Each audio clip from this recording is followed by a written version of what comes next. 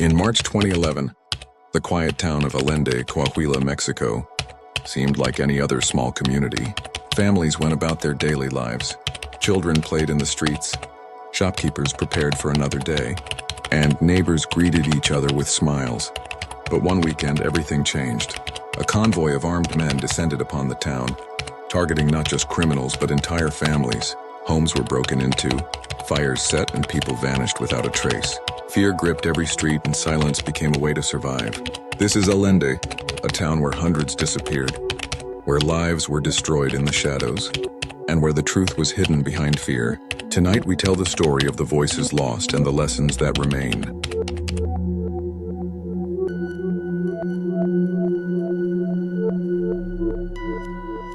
In March 2011, the quiet town of Allende, Coahuila, Mexico, was home to families who lived simple, ordinary lives. Ranchers, shopkeepers, teachers, people who woke up, worked, and returned home to sleep.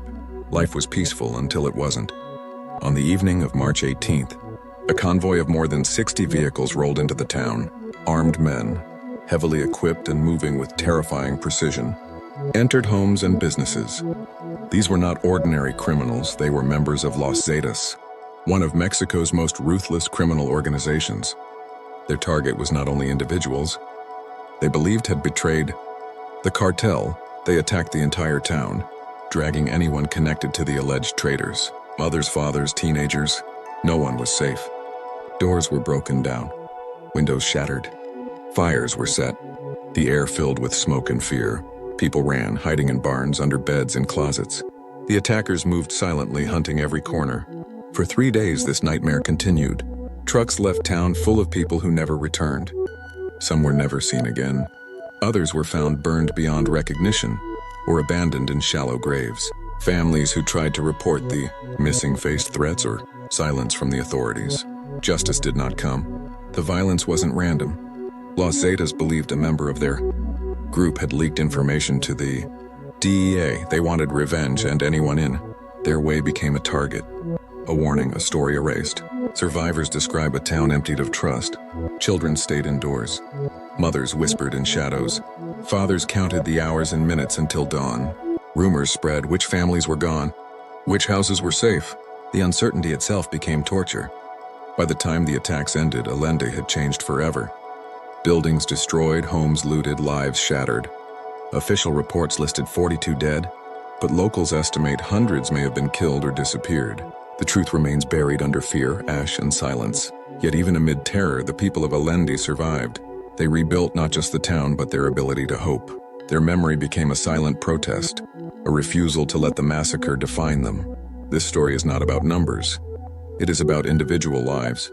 Teachers who never graded another assignment, children who never came home, parents whose dreams were extinguished in a violent weekend.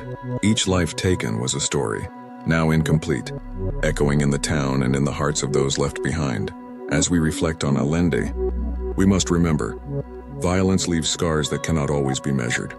Families were torn apart, communities traumatized, yet in memory there is resistance. The lesson is clear. We must honor the lives lost, speak their names, and recognize the cost of silence and impunity. Because Allende was not just a massacre, it was a warning, a tragedy, and a call for justice that still echoes today. Let us remember Allende, not only for the tragedy, but for the voices we must carry forward.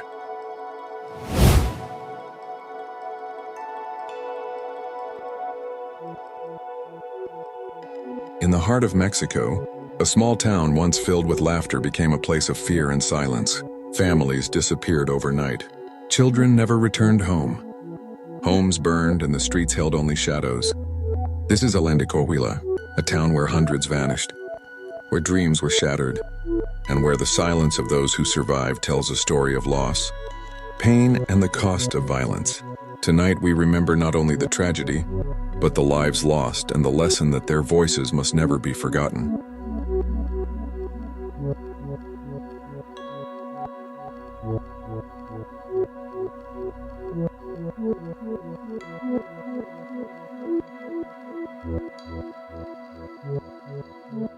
Thank you.